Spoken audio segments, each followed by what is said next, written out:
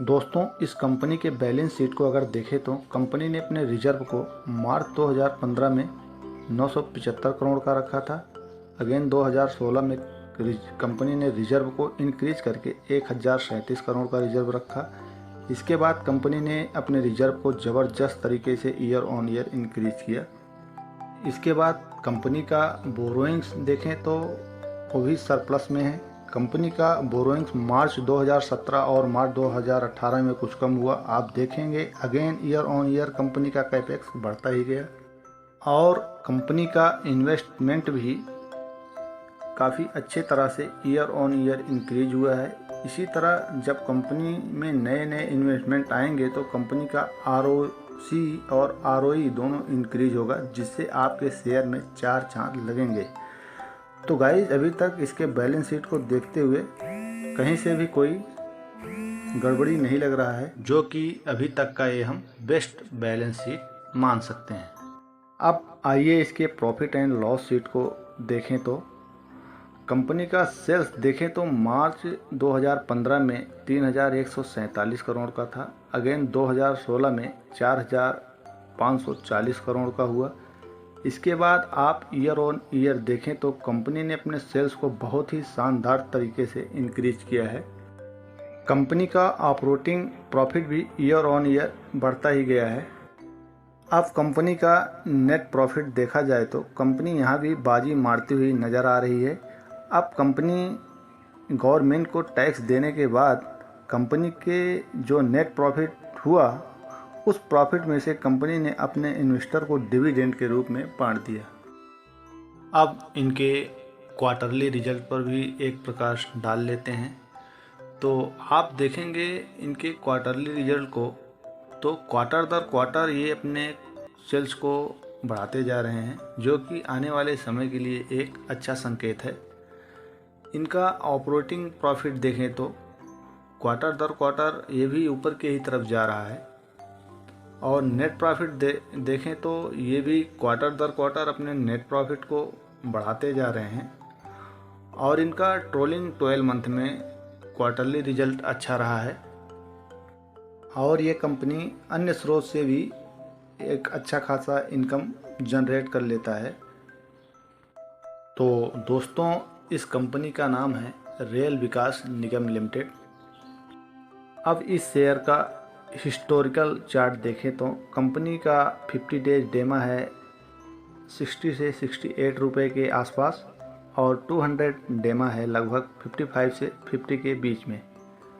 अगर आपको इस शेयर में एंट्री लेना है तो आपको जल्दबाजी बिल्कुल नहीं करना चाहिए।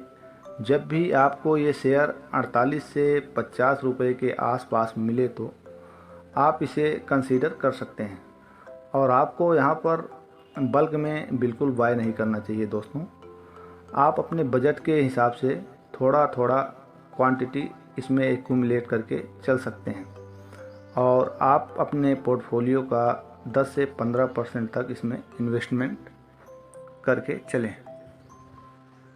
दोस्तों, RVNL का अभी तक टोटल मार्केट कैप है 13,790 करोड़ का और करंट प्राइस चल रहा है अभी 60.80 पैसे और इसने अभी तक लो बनाया है 29 रुपये का और हाई बनाया है 84 रुपये का। इसका रिटर्न ऑन कैपिटल एम्प्लॉय है 16.80% और रिटर्न ऑन एम्प्लॉय है 19.70% का। स्टॉक पी है 9.50 का और इसका फेस वैल्यू अभी 10 का है। डिविडेंड यील्ड है 2.78% का, तो इसका फेस वैल्यू अभी 10 का है। तो आने वाले समय में स्टॉक स्प्लिट होने की संभावना भी है, जिससे कि आपका शेयर ऑफ नंबर बढ़ जाएगा, जो कि आपके लिए एक प्लस पॉइंट है। दोस्तों, RVNL का कंपाउंड सेल्स ग्रोथ है लास्ट 5 ईयर का 27% और 3 ईयर्स का 24% और ट्रेलिंग 12 मंथ में 13% का। एंड इसका कंपाउंड प्रॉफिट ग्रोथ है 5 ईयर्स का 24% और 3 ईयर का 20% एंड ट्रेलिंग 12 मंथ में 21%। ये कंपनी स्टॉक प्राइस CAGR से ग्रो हुआ है लास्ट 3 ईयर में 48% और 1 ईयर में 11% के CAGR से ग्रो हुआ है, जो कि एक लाजवाब स्टॉक प्राइस ग्रोथ है। दोस्तों, रेल विकास निगम लिमिटेड इसी साल 2023 में कंपनी ने अपना 20वां स्थापना दिवस मनाया है। दोस्तों, किसी शेयर में या कंपनी में इन्वेस्टमेंट करने से पहले उस कंपनी का बिजनेस मॉडल ज़रूर देखना चाहिए। साथ साथ ये भी देखना चाहिए कि कंपनी का क्या बिजनेस है और आने वाले समय में क्या इस कंपनी का बिजनेस जो है उसका डिमांड रहेगा, कंपनी सर्वाइव कर पाएगी कि नहीं कर पाएगी। तो इसी क्रम में बात करते हुए आप देखेंगे कि RVNL का बिजनेस अगर आसान भाषा में समझें तो एक डेवलपर यानी एक डेवलपिंग का बिजनेस है RVNL के पास में। जैसा कि आप जानते हैं कि इंडिया एक डेवलपिंग कंट्री है, यहाँ ग्रोथ के बहुआयामी उद्देश्य हैं। RVNL पूर्णतया रेल मंत्रालय के अंडर में काम करता है। तो आइए इसके डाइवर्सिफाई बिजनेस को समझते हैं। तो इस कंपनी का परिप्रेक्ष्य है कि रेलवे लाइनों का दोहरीकरण करना, गेज रूपांतरण करना, रेलवे ट्रैक की नई पंक्ति बनाना, नई लाइनें बिछाना, प्रशिक्षण संस्थान है इनके पास, बाकायदा उसमें ये ट्रेनिंग देते हैं।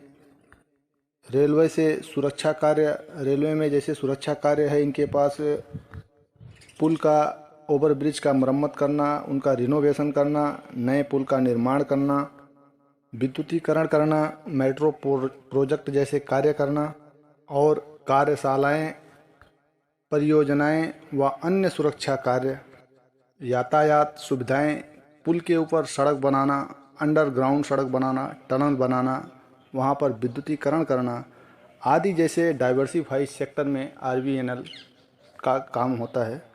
जैसा कि हम लोग जानते हैं कि जापान की तर्ज पे इंडिया में भी बुलेट ट्रेन को चलाने का प्रयास किया जा रहा है। तो इसी क्रम में RVNL जैसे कंपनी को अभी फलने फूलने के लिए अपार संभावनाएं हैं हमारे इंडिया में।